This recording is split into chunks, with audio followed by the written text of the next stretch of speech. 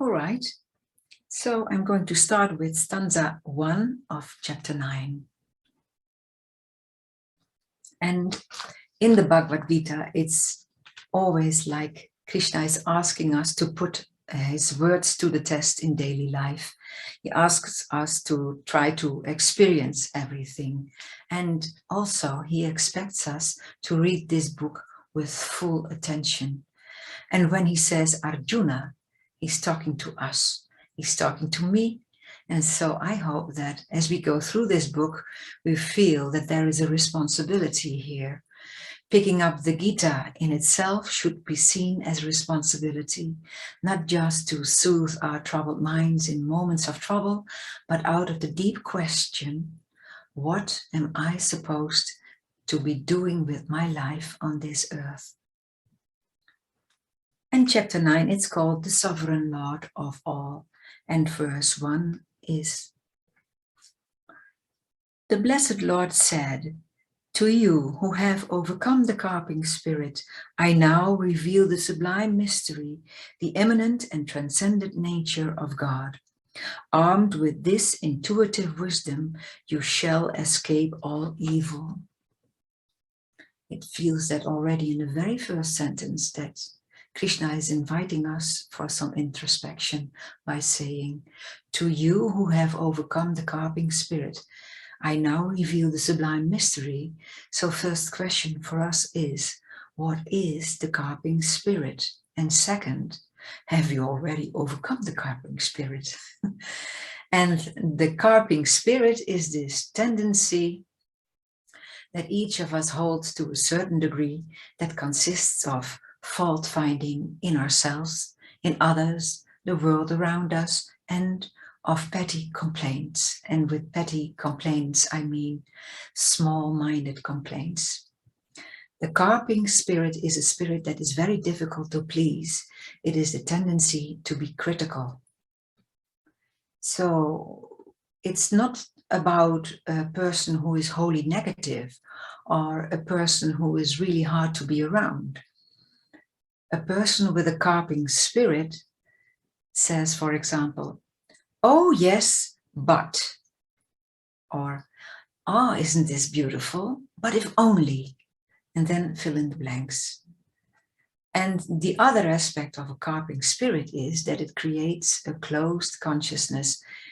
It closes you to any further kind of wisdom, any further grace, because in being so engaged with what is wrong with the world, a person comes into a contracted state, a contracted mindset. He is going to experience some kind of tunnel vision. And when Krishna says, chapter 9 can only be revealed to him, the person who has overcome the carping spirit, then we must also understand that he is seeing this to Arjuna. So this means that Arjuna has overcome this carping spirit. And many of us are still trying to transcend that tendency that makes us use that little word, but.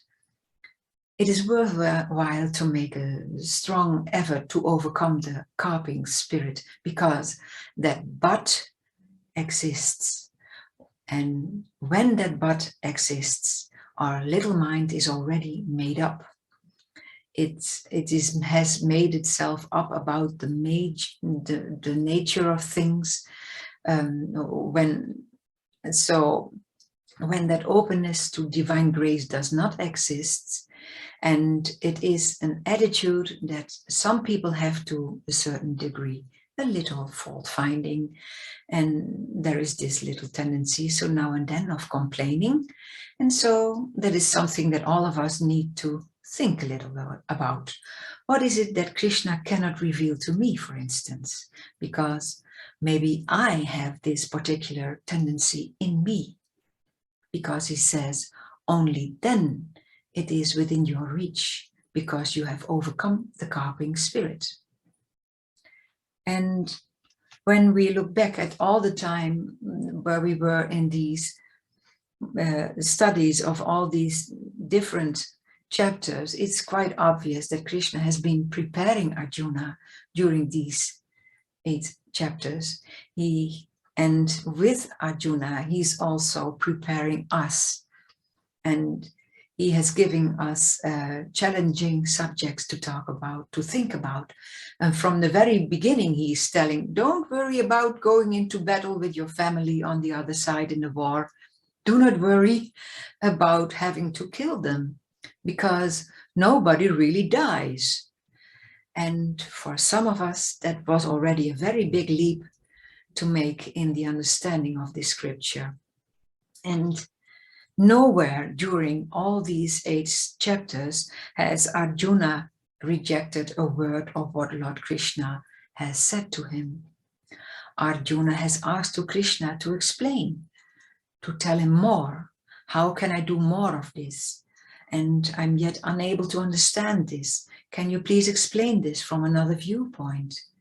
And so Lord Krishna tells Arjuna things from a slightly different angle. Arjuna listens and applies the wisdom, and Arjuna is not in any way rejecting a single word of Lord Krishna. Arjuna has a lot of questions. How do I do this? How do I do that? And the questions suggest that there is an interest to learn. I want to know, Krishna. What should I do? And please explain it to me. Why is this the right thing to do? And that's where these 8 chapters are, these 8 stages in our own journey on the spiritual path have brought us right up to this moment. And Krishna has been discussing challenging topics with Arjuna, and he has asked for explanations, and Arjuna has been accepting the guidance, and he has been opening himself more and more to the wisdom of the Lord. And that is what we need to look at.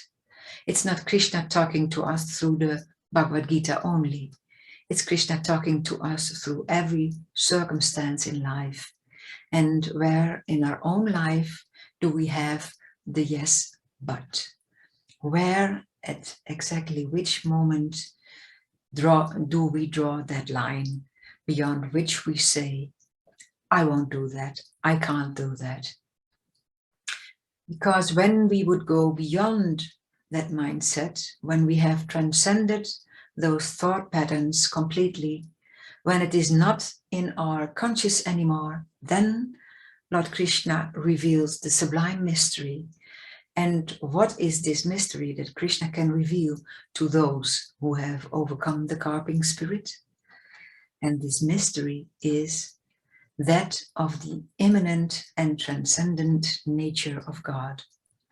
What is that? What is the immanent and transcendent nature of God? It is the dual expression of the divine. We have talked about it before. Krishna has spoken on this subject, and now the Lord is giving us a slightly different angle to think and feel about and to meditate about. Immanent is God in creation, pervading all creation, immanent in everything that exists, and transcendent is beyond creation. It exists beyond creation. So there are 2 aspects of God. There are 2 aspects to God. And we all know that there is no moment without God.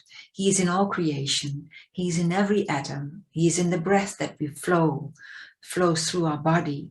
And yet there is also a transcendent nature to him, where he is completely beyond it all. And that is, of course, very contradicting, very contradicting reality to our mind, because the ego has problems to understand this beyond thing. The ego can, in fact, not think of itself as transcendent. The ego can only think of itself as immanent. So that makes for us the immanent part easier to understand. And then Krishna says,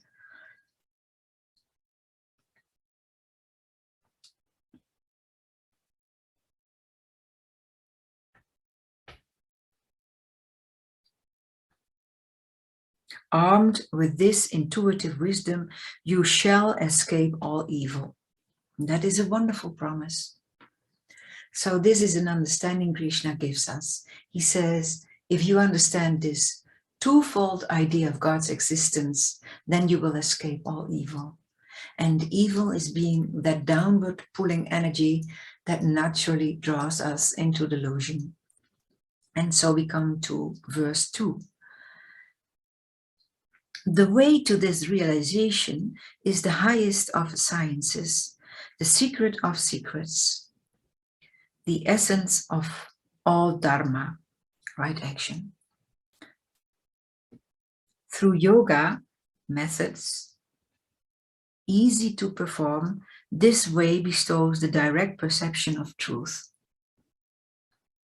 Through yoga methods, easy to perform. Now, yoga, and especially meditation, is not very complicated. Sitting down, closing your eyes, straightening the spine, but it's also quite difficult. Swami Kriyananda talks about this verse, and then he's talking about the word easy. And he says, because we know it is human to have an interest for ease, we always have a focus on what is the easiest way to do everything. And for some reason, we think suffering is easier than practicing a little bit of meditation, a little bit of right action, of right attitude. For some reason, that's just so hard for many people that we're willing to go through great suffering, confusion, doubt, rather than sitting for 15 minutes or half an hour. And the yogic path is not complicated, but we don't choose it. And we choose the familiar suffering and the familiar confusion that reigns the world of Maya. 3. Men who lack faith and even interest in this dharma, seeking their fulfillment elsewhere, do not attain me, O scorcher of foes, Arjuna. Again and again they take the path of samsara, delusion, and mortality. So this is also a part of this entire process, and that's an important thing to accept. You're not interested in going this direction, then just be ready for the again and again, because it is in fact through that endless suffering that eventually we will say, there has to be an easier way. And that's when we chose yoga, when we choose yoga. For those of us who have resistance to yoga, who say yes, but we still have the carping spirit to these yogic sciences. And we have to go through some more incarnations before we are ready to make an effort to get out. Stanza 4. I, the eternally unmanifested, pervade the entire universe. All creatures abide in me, though I abide not in them. Krishna is saying, I am everything, but I am not in them, which does sound a little bit contradictory. We were just talking about how God is at the very existence, the very center of all creation. But here Krishna really means, while I embrace and I exist and everything exists in me, my presence in them is not going to be apparent to everybody. And that's the greatest delusion that God has played on us. Being eternally present, He's right here, not just here, but here and here and there and there. And yet we don't have an idea where He is. And that is the wisdom that Krishna is trying to bestow upon us. How can God be everywhere and yet we just can't see Him? We can't perceive Him, even in our meditations. That is supposed to be our one time where we set everything aside. Even then, He is so hard to truly experience. And that is the Maya that Krishna puts in front of us.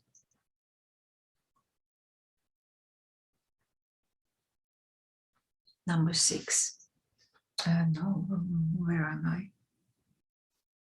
No, it's number 5.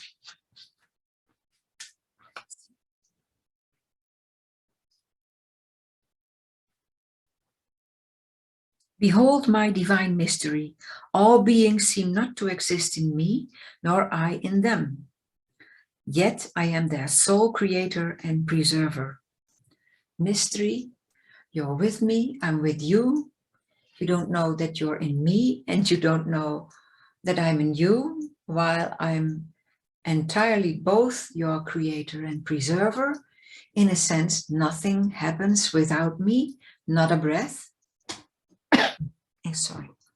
In the Bible it says, not a leaf moves, not a hair on your head is unaccounted for, not a sparrow falls without his sight. And can you imagine that all of this is taking place in God, with God, through God? And that's so difficult for us to perceive.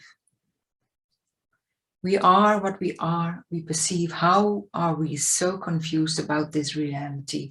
How can we be so just hypnotized by everything else?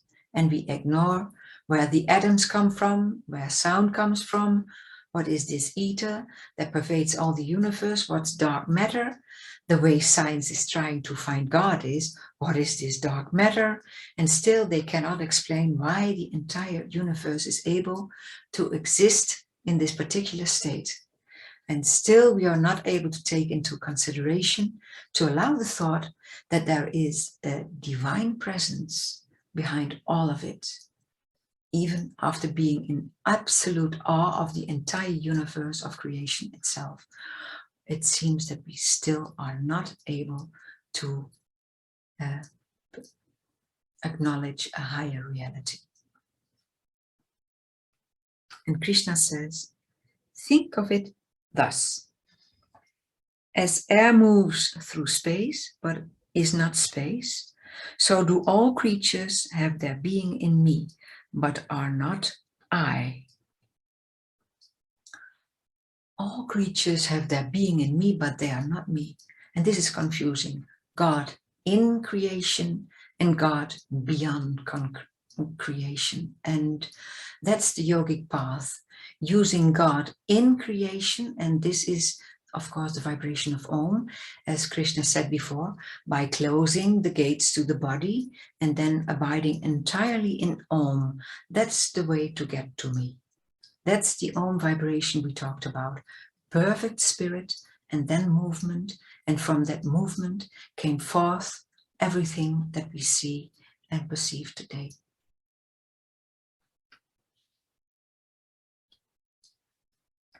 At the end of a cycle, Kalpa, O son of Kunti, Arjuna, all beings return to the unmanifested state of my cosmic nature. At the beginning of the next great cycle, I cast them forth again. This is such an image. He just talked about the day of Brahma and the night of Brahma. And earlier we talked about the esoteric process of it all. Light, fire, the dark side of the moon, and the 6 months of the sun. So that's very interesting. So then we go further. 8. Let's see.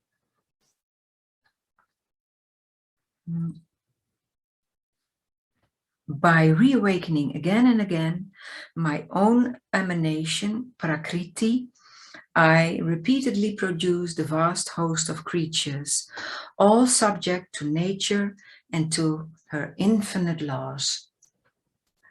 Yes, all subject to nature and to their infinite laws.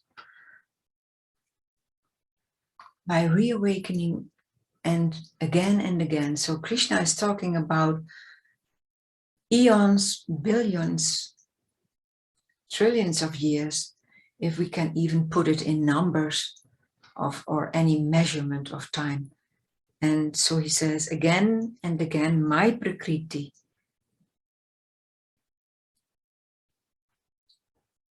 I put it out there, I repeatedly produce the vast host of creatures, all subject to nature and to her finite laws.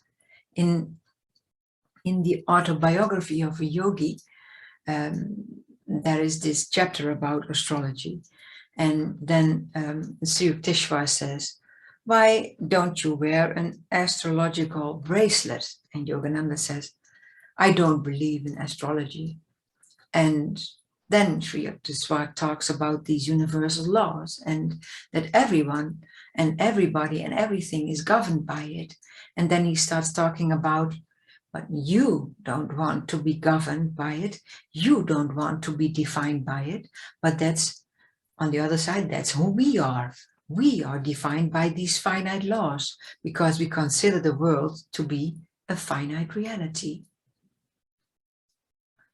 And it is so very strange, the play that the mind is tricking us into, because on an intellectual level, we can say and we know that God is everywhere, but we can improve still so much in living in the fact that God indeed is everywhere. And that is what's so amazing to this whole play of life. How strong our past karmic tendencies are, knowing that God is everywhere. People act like he is nowhere. We act like he doesn't exist. We talk about his existence, that he is the higher reality of this world. We read beautiful things in the Bhagavad Gita, and then all of the sudden there is this carping spirit, a little complaint here, a little bit of criticizing other people's behavior there, and then the entire awareness of God is everywhere is immediately diminished. So this is actually very confronting to me, because can you imagine these tiny little things we do every day, constantly reinforcing that delusion, breaking any connection we have to this wisdom, just by those little things. That is what Krishna is saying. It is easy to come out of it. Stop finding faults and stop complaining. It's easier said than done. 9. These activities do not bind me, O winner of wealth, Arjuna, for I, remaining aloof from them, am forever non-attached.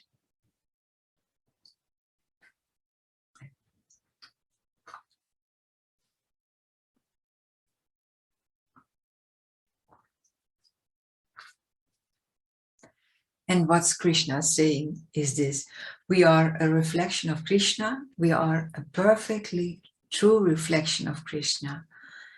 And he's also saying this, how you can get to experience that divine state right here, right now, not in cosmic realities, but in simple realities.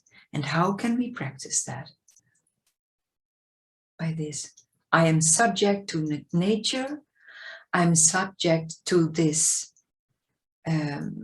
world and its finite laws, and I repeatedly produce all these self-definitions, and yet I remain aloof and non-attached. This is that experience we have to create, because when we do that already when we have our meditation practice, because when we practice Hong Sa, then we become an observer and we try to become better at it, because we are trying to think, how can I be completely aware of the fact that this breath is flowing through me and yet remain completely detached of it, to be able to just watch it. That is the secret, and that is also the only way I can overcome the carping spirit. If I could just watch and observe, just as God watches and observes everything, then I'm really making progress.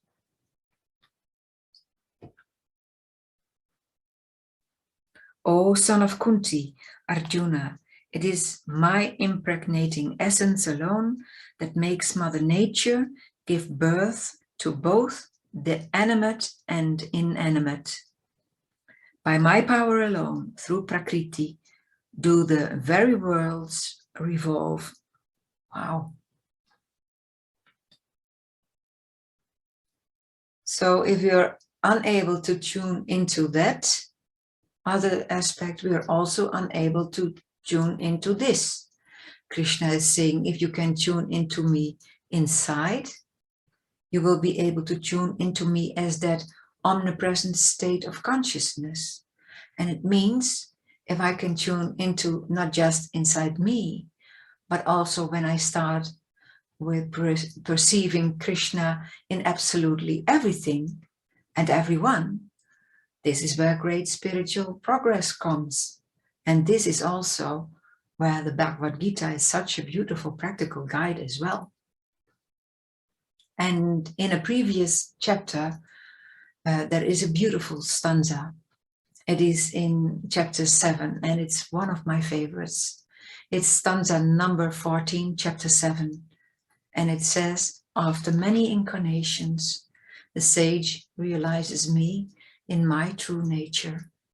A person so illumined that he sees me as all-pervading is rare and hard to find. And so, when he gives us guidance, when he gives us little advice, those are the shortcuts that accelerate our spiritual progress. These are the gems of the Bhagavad Gita, that if we do not put into practice what Krishna says to us, nothing, alas, is going to happen. Krishna is inside me, which means he's inside everybody else. And now I have to relate to Krishna. I have to talk to Krishna, and I can't do that yet because my child is also Krishna. My neighbor is Krishna, and so we make little exceptions for them. And that is what the carping spirit, that spirit prevents us to see the highest reality.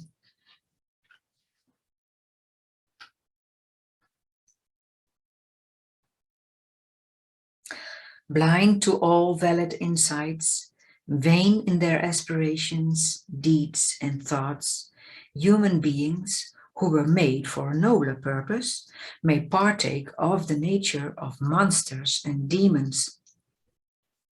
Krishna is talking about the absolute lowest states of in ways human life can be expressed. And he says, when you are blind to valid insights, and then he says, vain in their aspirations, and their aspirations are all about themselves. Even on the spiritual path, our aspirations tend to be all about ourselves. And that's why in Ananda we have that beautiful vow of discipleship. And when we take that vow for the very first time, it seems that there is a lot of going on about the divine. And then Swami Kriyananda says, actually, for too long, Mother, have I sought thee for myself and not for your love.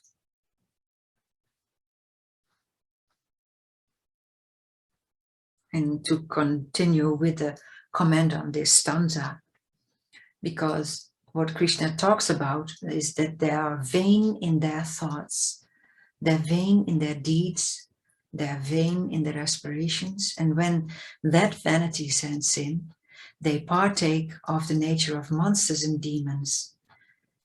Little by little, even on the spiritual path, as the ego becomes more and more fed, the energy naturally begins to go down. And Yogananda would say about this, nobody is safe until they reach Nirvikalpa Samadhi, which is that state of absolute unity. He says, even in Savikalpa Samadhi, which is that when we, in our meditation, we lose all ego consciousness, we unite entirely with God, then we become God in our meditation. And in every word, in every aspect that Krishna has said here. So we actually experience oneness with God at that moment. But then when we step out of that meditation, when we come out of it and we come back to an egoic understanding of ourselves, Yogananda said, even from that state, people have the potential to fall, because as long as that I is there, as long as vanity exists, and he says that ego is very hard to overcome, because the yogi has just experienced himself as God in meditation, and then when that experience ends, the yogi could start thinking, I am God, I'm still God. Not an easy thing to overcome. Imagine the saints having to deal with that. The delusion comes into play while remembering that time in meditation, the oneness with God, having experienced that I am God, even that experience in itself has the potential to become an obstacle of the path.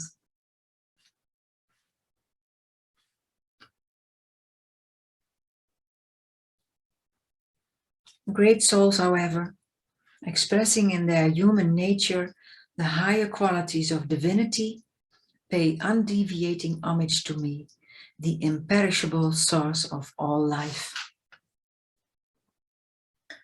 Krishna talks about whenever there is vanity, then we partake of the nature of monsters and demons, which is that downward flow of energy. And then he says, great souls, now this is the opposite, however, expressing in their human nature the higher quality of divinity, they pay undeviating homage to me, the imperishable source of all life.